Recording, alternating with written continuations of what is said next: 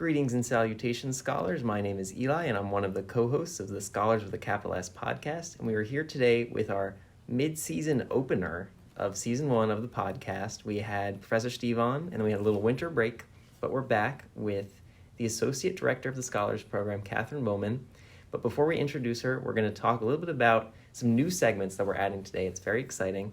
So if this is your first podcast, if this is your sixth podcast, it's going to be exciting no matter what. So one of our new segments is the recommendation rectangle, where me and Rachel, the co-hosts, and our guest will recommend some form of media to you. Each of us will pick one within a category that we have previously selected. Today we have selected books, so you'll be hearing 3 book recommendations somewhere in the middle of this podcast. And then we're also adding another segment at the end after game time.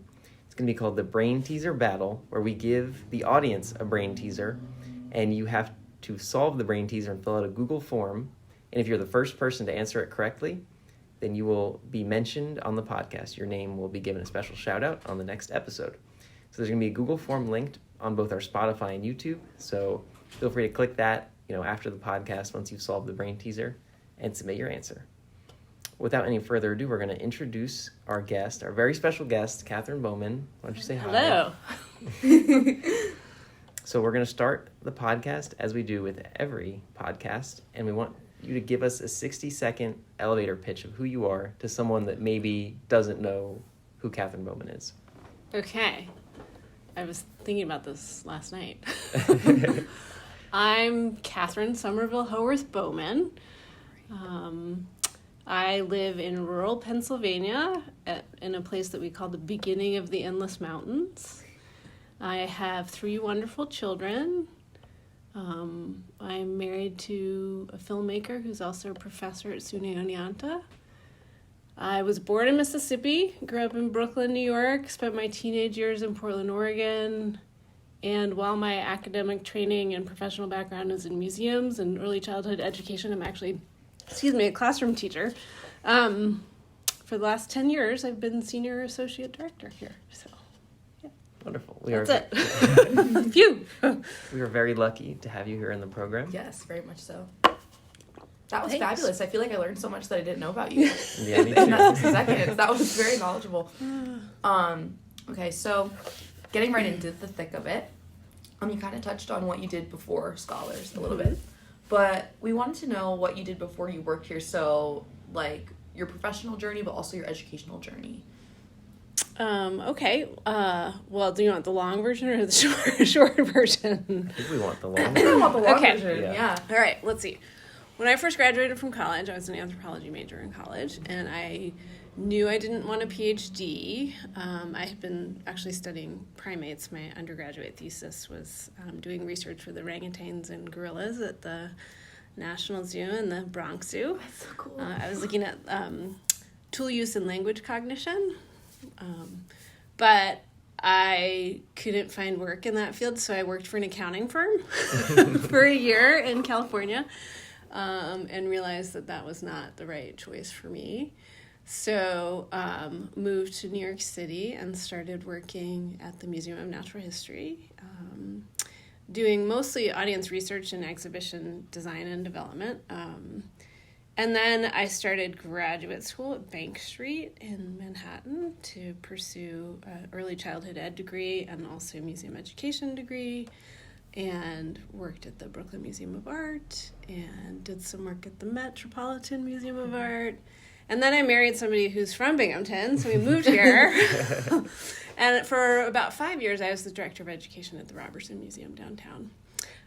And then had a brief stint as a stay-at-home mom and felt like I was ready to get back in the workforce. And so this was actually the first job that I applied to. Oh, wow. So definitely a lot of sort of reinvention of self, because I had like the one job in the area that made sense for me. Mm-hmm. But when I interviewed for this job, I thought, you know what, if I like the people, then it's worth it. So, and I find ways to integrate components of my past life in this new one. So, Yes, I think yeah. we'll definitely touch on that a little Okay. bit later. Okay. Yeah. That's a wonderful journey I think it's cool because you often, I don't know, people our age, Rachel, like we have this image like, okay, I'm going to go to college, I'm going to get my degree in X, I'm going to maybe go to graduate school, I'm going to work in X field, and like that's all. Yeah. But real life often is, a lot more twists and turns in that journey than just like one job in one field. Yeah. I think everyone specifically right now is a little horrified because we come into college and we're like, oh, we're going to major in blah, blah, blah. But then you hit junior, senior year, and you have people like Eli who are graduating early and applying to grad school, or maybe going for like staying for a 4+1. And you get a little scared because you're like, oh my gosh, I'm locking myself in for the rest of my life, and what if I don't like it? But I think hearing like your journey and the fact that you, number one, like worked in different places, like fields, but also like different places in the country too, and like thrived, I think. You can really reinvent yourself. It's very encouraging. Yeah. Definitely. So that kind of leads us to our next question. Right? Okay. We've covered your past up to the Scholars Program, but why specifically did you apply for that job? What made you interested in working at the Scholars Program here at Binghamton University?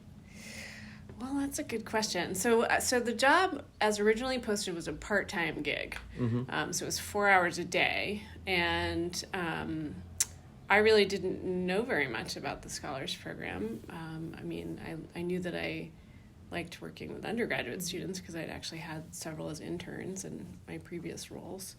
But I thought, well, this could be very cool. It's the honors program. It's like the best students at the university. And I guess I saw that similarly to exhibition design, when you're thinking about curriculum design, it's the same kind of concept, whether you're talking about like 1,400 square feet or a 14-week semester. You want the people in that experience to come to a conclusion at the end, and so you're sort of building an environment or a curriculum that supports that. So that was the rationale.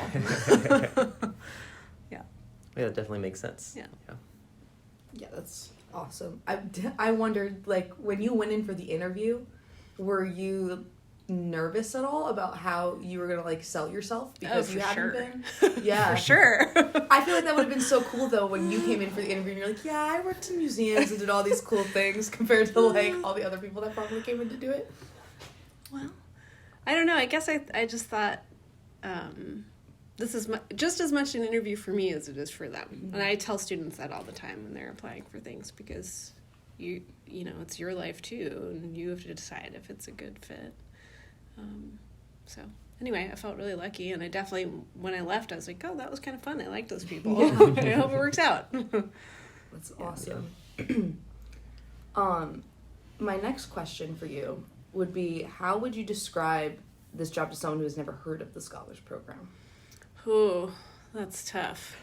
Do you want like the what I actually say, or what I would say if I could explain what my day-to-day is? Maybe I want both. Okay. I agree. Yeah. Maybe I want both. Okay.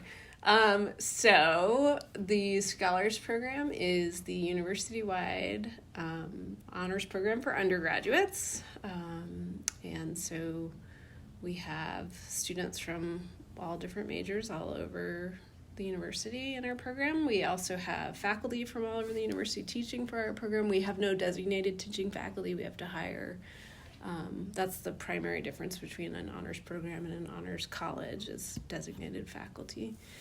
But what do I actually do? I coordinate hot air balloon rides for 200 people and frantically search for 200 plastic spoons and when we're on a hike in Ithaca, and all manner of crazy things. But I think, you know, I know we're probably going to get to this later, but when I first started here, our program was only, we had 40 students in a class. Wow. And now we're up to 165 in some cases. So we've grown fourfold, and we're actually bigger than some departments on campus. So that's kind of amazing when you think about that. Yeah. Yeah. I think you almost answered the next question. Okay, good. But hopefully we'll get a little more in depth. Okay. Of how has the Scholars Program evolved over time?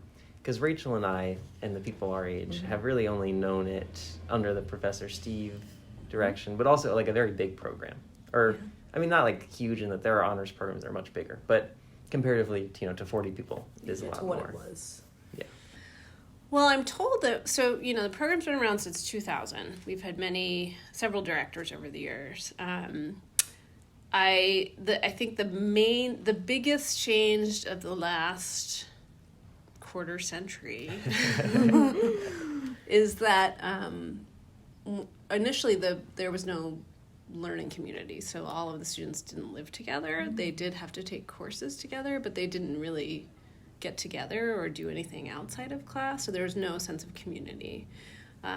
So that was the biggest change that enabled our program to become what it is today, and it's still the thing that our alumni say is the most important feature of our program, is that we have a learning community. Yeah. So when did the learning community start? Oof, that's a tough one. I think 2005. I'm not 100% sure on that. I do know that initially they were not in the same building. They were all, they were in Newing, split between Bouman and Endicott. Mm-hmm. And then we worked really hard to get them into one building together.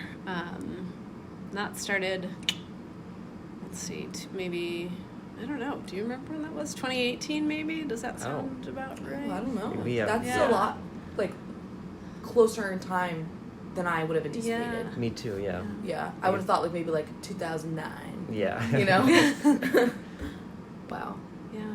It was funny because when we would first run the leadership training in the beginning of the fall semester with counsel and mentors, sometimes they wouldn't even all know each other because they were split between two buildings. And so we do a lot of team building to try to help segue.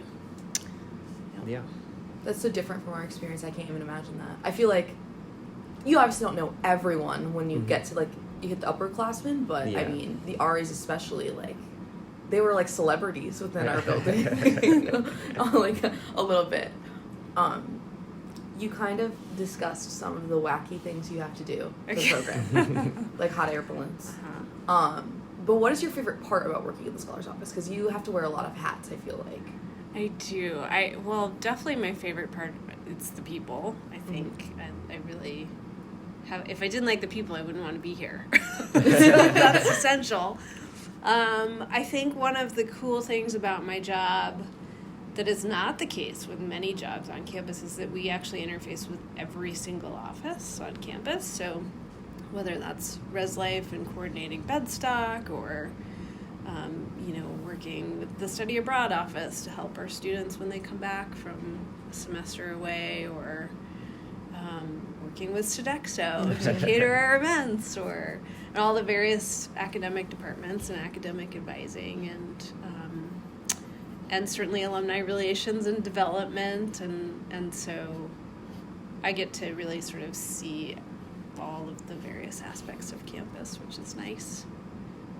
Except for maybe financial aid. I feel like I have the least to do with financial aid. Although I do a lot of interaction with student records, so same sort of office. Yeah. I definitely feel like working in the office has been interesting because of that aspect, where I get to see the inner workings of just when we have to do events, or even course building and stuff, and how you guys have to interact with all the offices. So I get to learn about the inner workings of the campus in general, and I feel like that's just not something that most students get to kind of see. Sure. So I think that's been kind of beneficial just because I find it interesting. Yeah. So definitely very cool. Yeah, so now we're at about the halfway point of the podcast. We're going to introduce one of our new segments, the recommendation rectangle. So just a reminder how it's going to work. The three of us are each going to recommend you some form of book. So we'll get started with Katherine, if you want. Okay, so big quick question, because I was thinking nonfiction, fiction, or cookbook. Anything you want. Okay. Can I do all three? Sure, yeah, go for it. Absolutely. Oh, whammy, let's go. Okay, all right, let's see. So cookbooks, my all-time favorite cookbook is Simple by Yotam Ottolenghi, and his whole sort of ethos is cooking with very few ingredients, very simple recipes, or stuff that you can make ahead. And then there's another great cookbook called Buttermilk Graffiti, which I really like. That's more stories followed by recipes. Okay, so let's see. Fiction. I mean, it's not my favorite book of all time, but it's just one that I've read recently that I liked. Is that okay? Sure, whatever you want. Absolutely, yeah. A book called The Vanishing Half, which is a book about passing, both in race and in gender, which was kind of an interesting concept. And then nonfiction, I have this wonderful book that's in my office, actually, which we can look at together later. But it's called Color by Victoria Finlay, and every chapter is a different color.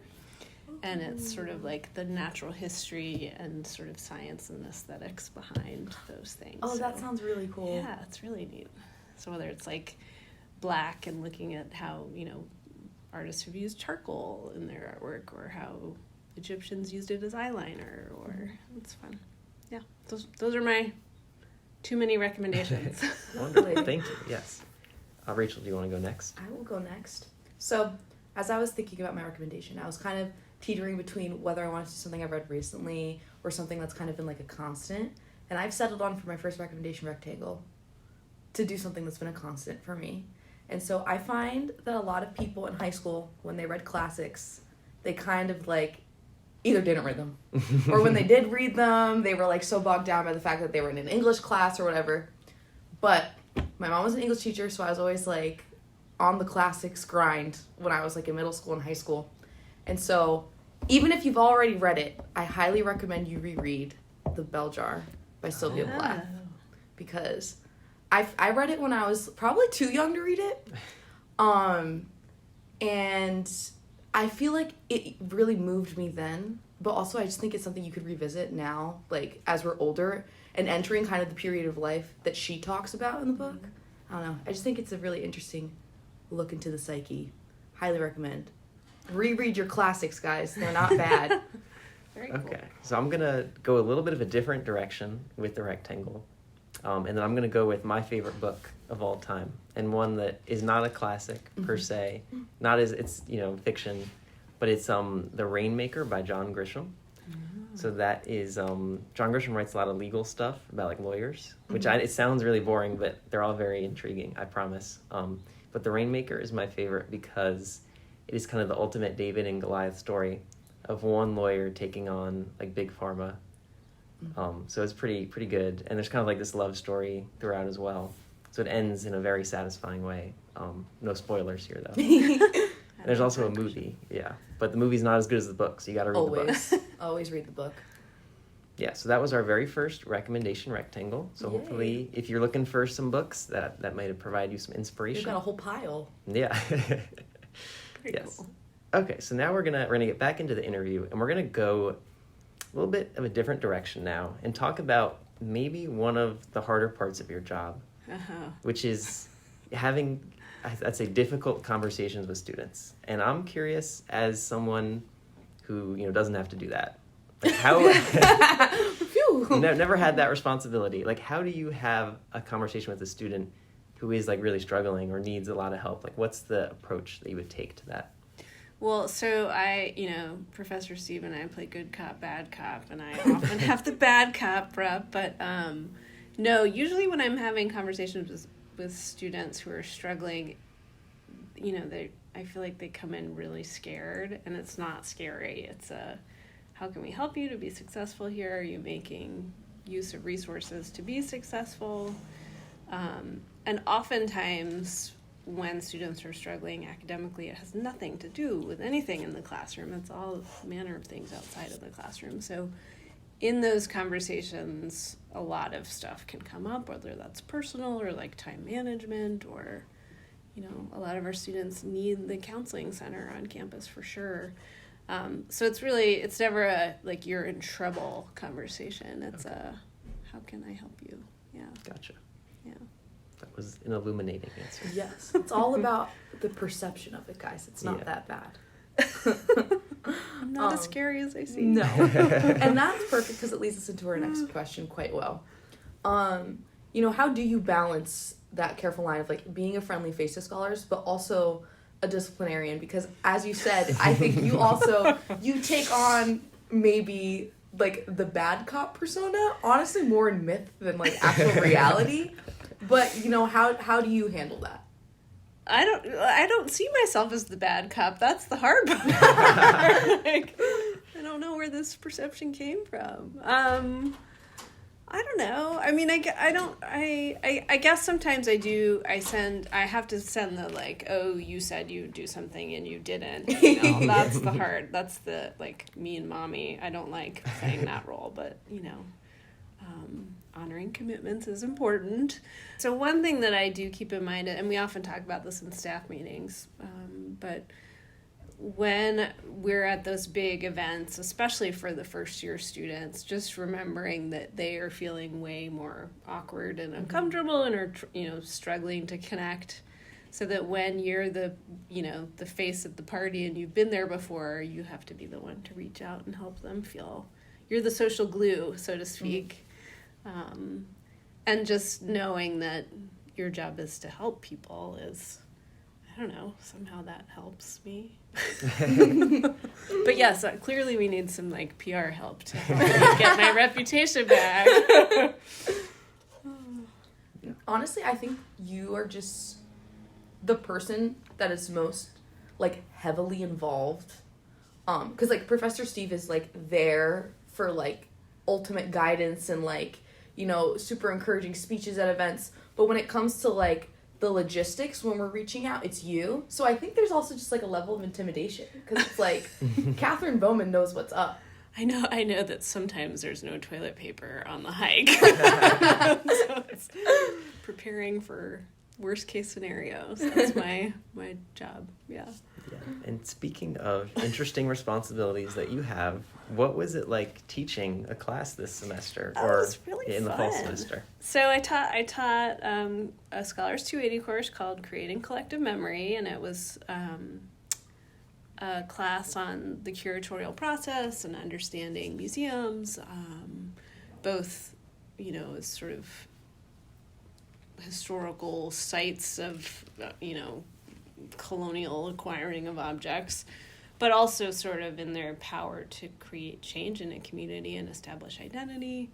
And it was really fun because I got to do a lot of research and preparing for the class and preparing PowerPoints, and my students actually curated their own digital exhibition, which was fun. They chose to do it on oceans. So one group focused on sort of like, you know, the mythological beings affiliated with oceans, whether that's mermaids or giant squids, and one focused on biomes and the other on pollution, and it was fun. It enabled me to sort of explore different things that I wouldn't have otherwise done in my job. That's really cool. That is cool. Yeah. Wish that had been offered in our time. I would have taken it. That sounds like a fun I would have class. taken it. Yeah, Katherine, come back, teach it only for me and Eli. Okay. Okay. It's a Scholars with capital S special. Another question relating to the interesting things you do. What is your favorite Scholars event? Now, this could be, what is your favorite event to plan? What is your favorite event to attend? You know, however you want to interpret. So I have a stock answer that I always give, but it's a lie. And I tell people that my favorite Scholars activity is Thanksgiving because it's conceptually a great event, right? Like, we're all together while we're working in the kitchen together, and it's a coming together as a family before we all go to our real homes on break. But the truth is, my favorite Scholars event is one that you guys haven't been to yet, which is the president's reception at his house for Scholars graduates. And it's just a really nice coming together. You have the picnic at his house when you first arrive, and then it's sort of the other bookend that you finished and you return to that space. And that's really the moment you become alums. So, yeah.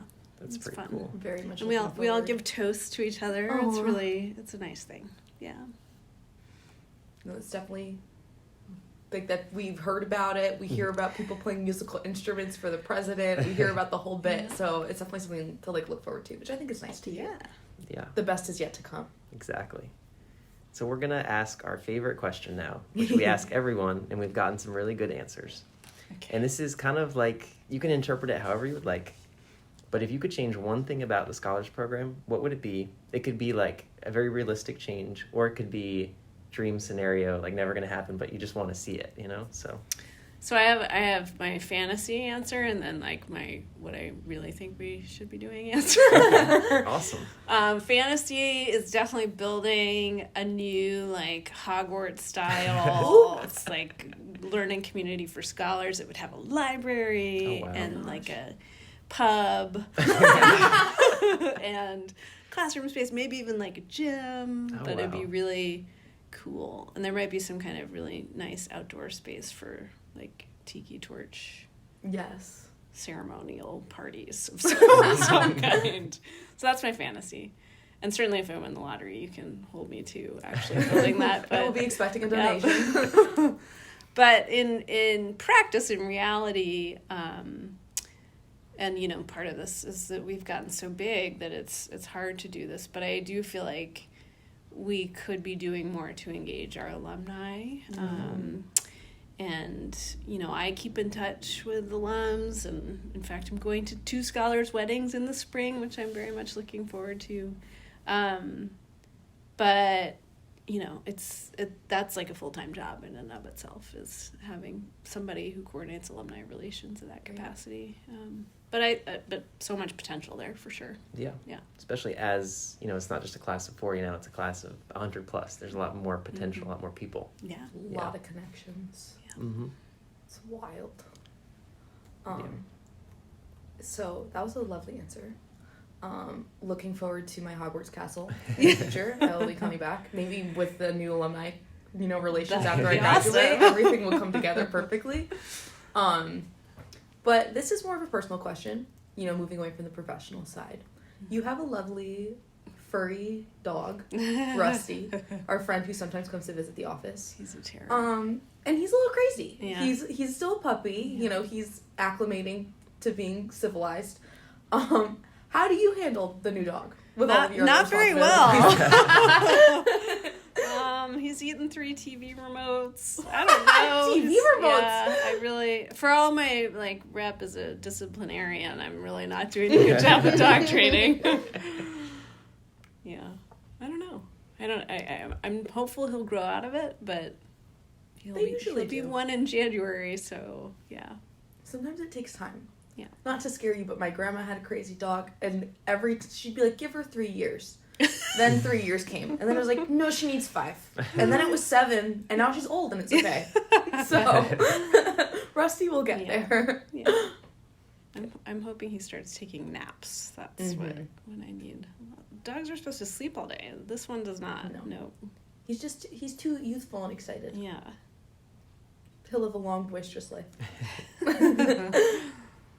So one of the things that you said earlier was when you first started this position, it was part-time.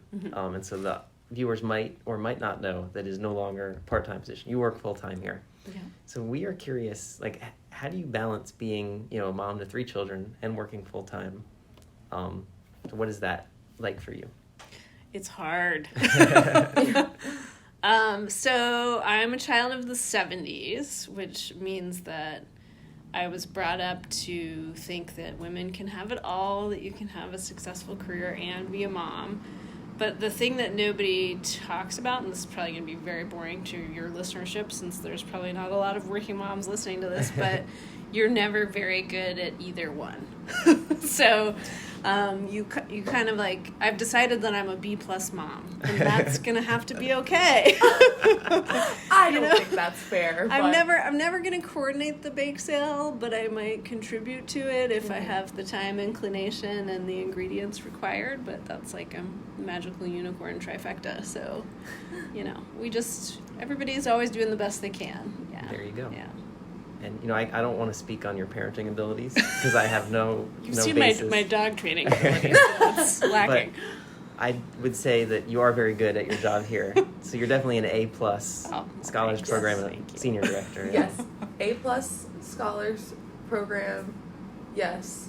And also A+ mom. I've met your kids. They're lovely. So I think they might not agree. But you know what? If they did agree, then you probably wouldn't be an A+ mom. Right. Yeah. Probably not doing it right. No That's one right. ever says that their parent is A+ parenting. They're always like, I can do it better. So you're fine. You know, on that too, you live on a farm. I do. Which I think is very cool. Yeah. What is that like? Well, so I should say that we're not truly a farm in that we have acreage, but we really only have 3 chickens. So it's not Still cooler huge. than most. 3 more than me. Yeah. 3 chickens, a dog. We have a fish, a pond. So lots of turtles. Wow. But Turtles. we're mostly an orchard, actually. So we, in 2015, we planted 550 apple trees. Oh my God. And they're all cider varieties. So we make cider.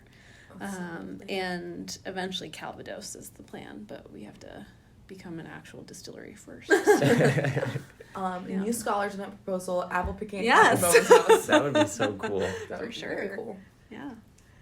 So you talked about cooking during the recommendation rectangle. And so what gives you your inspiration as a cook? Oh, well, so I guess I come from a long line of cooks.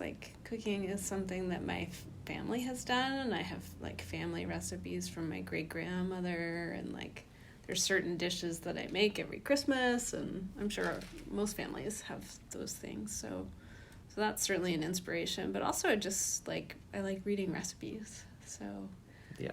last summer, I really fell in love with shakshuka. Do you know shakshuka? I've heard of it, but I don't know what it is exactly. It's you make a vegetable saute kind of with onions or peppers or leeks or something, and then you make wells in the pan, and then you crack an egg in those wells, and then you just cover it with lid, and it cooks the eggs, and then you get some crusty bread and dip it in there. Ooh, that It's sounds good. very good. Yeah. Yeah, so I think that's interesting because I also like to cook, but a very different kind of set of inspirations in that neither of my parents cooked. So growing up, I ate frozen food and very simple things. But as I've gotten older, I started watching YouTube videos, and so for me it was a lot of watching someone do it. It's okay, I want to do this now. Yeah. Whereas reading a recipe doesn't excite me in the same way watching a video. Okay. And be okay, I saw someone do it, now I can do it. And they post the recipe, I'll follow that. But I can say Eli is a fabulous cook. The chicken parm, iconic. thank you. Iconic.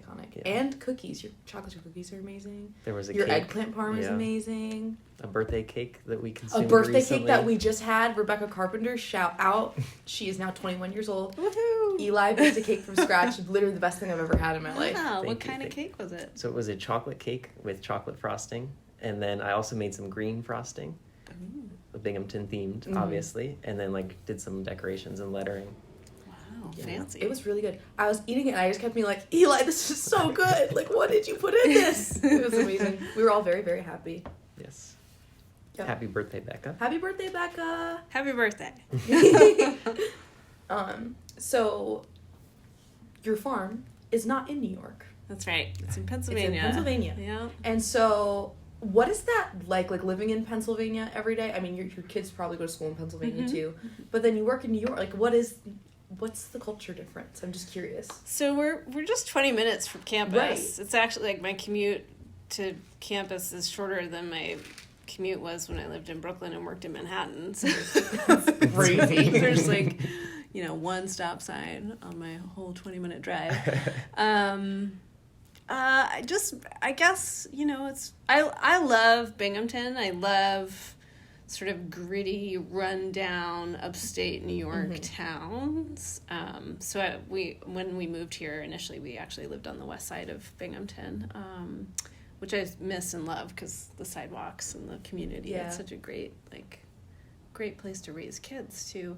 But my husband's family is from Brackney, Pennsylvania, and we actually live next door to his parents, which most people are like, oh my goodness, you live next door to your in-laws? Is that terrible? But no, it's wonderful. They're very nice people, and I love that my children have a nice relationship with their grandparents. So nice. yeah. But it's definitely a psychological commute that I go through every day, rural to urban. I'm grateful for working in the city because it keeps me grounded. Mm-hmm. Yeah. That's what you're used to, right? Yes, for sure. Yeah. Yeah. Definitely. All right, we got one more question for you, Okay. which is, do you have any fun, exciting travel plans coming up? I do. We're going to France for 2 weeks for Christmas. awesome. Yeah, that's gonna be fun. The children will meet French Santa. Yeah. Papa Noel. Or Père Noël, I should say. Yeah. It's like say father in Yeah. French. So, So where in France are you going? so our family actually has a house in France, in the south of France, in a tiny town called Entrechaux, which is very near Carpentras, and it's an old lock house on a river, which is kind of cool. So we'll go there, and then we're spending 4 days in Paris too. Nice. So it'll be nice. Awesome. Yeah. Whatever you do, make sure you have some pain au chocolat for me. Okay, we'll do. One of my favorite foods ever. Yeah. So you all know what time it is. It's game time. Woo! So we have a very exciting game, and today it's a new game, so one we haven't done before. It's very similar to the trivia game that we did with the Laurens, but it's Okay. trivia about people in the scholar's office. So I have a couple questions for you to test you, Catherine. So Rachel and I are not scared. going to be answering. It's just Catherine. Mm-hmm. Okay. So first trivia question. What two members of the scholar's office staff live together? Well, I know it's not Morella and Professor Steve. So it is the student staff, I should say. Lauren and Rachel, That's right? correct, Okay, yes. good. Which has been said on the Good. podcast, I believe. So Good. yeah. I was listening. Okay, good. All right. So your next question is, does Lauren Fry drink more coffee or hot chocolate at work? This is tricky because she always comes to work with a thermos, and I don't know what's in that thermos. It could be any number of things. It's a secret. It's a surprise. I'm going to go with coffee. That is correct. I was gonna say Alright. that is definitely the answer. Very good. Okay, so the next question is, which two members of the office staff are engineering? And if you know, what type of engineering majors? Okay, Derek and Lauren. Correct, yes. Oh, but this is the tricky part. Lauren's computer engineering. Yes. Derek is industrial systems, maybe? Yes. Yes. All right. Very Alright. impressive. That was wonderful. I thought we were going to stump you on that one. This one, I think we might stump you on, because I'm not even sure if Rachel knows. But Oh. which two members of the office staff have lived in the same hometown? Oh, I know this. Oh, you okay? Oh, wait. Well, Professor Are Steve they- and I have. Okay, but not Binghamton. Sorry, I should clarify. No, yes. not Binghamton. We both lived in Portland, Oregon at the same time, I actually. didn't know Yep. that. Okay, well that's That's crazy. Yep. We did not know each other, at least as far as we know. We didn't bump into each other. so yeah. But, okay, same hometown? Yeah, That's not Binghamton. yeah. The person I have a hint ready. I'm just if you gonna need go. it. I'm gonna be brave and just Okay. guess. Sure. Nabil and Lauren Peralta? I'm making stuff up now. That's not correct. No. Okay. So the hint is that it is not in New York. Oh, New Jersey. Yes. Okay, it's in well, New I Jersey. know that you're from New Jersey, Elijah. Yeah, so it's me and someone else. And this person also, I guess, technically isn't an office Yes, staff this is. member. I know the answer to this question, but they're not on. They're not on payroll. Yeah. But they do spend time in the office. They come to staff meetings. Yeah. Sam Stiller? No. Well, he's from New Jersey, but there's another... Justin Frank? no. He's a Long Islander. I'm stumped. Catherine Braco. Oh. And I are both from Ramsey, New Jersey. Oh, at one point, but now she's in North Carolina. Right. Yeah. That was I understand. tricky. That's tricky. Is it- I always hear them talk in the office about like local things, like oh this pizzeria and this bakery and you know that Yeah. school and this weird high school lore, and I'm like oh, they know things about New Jersey and I don't. Yeah. Although we never actually attended any of the same schools. Okay. Um, I know very little about New Jersey, except that the last time I was there, you're not allowed to pump your own gas. yes, right? they pump the hate gas it. for you. I hate it.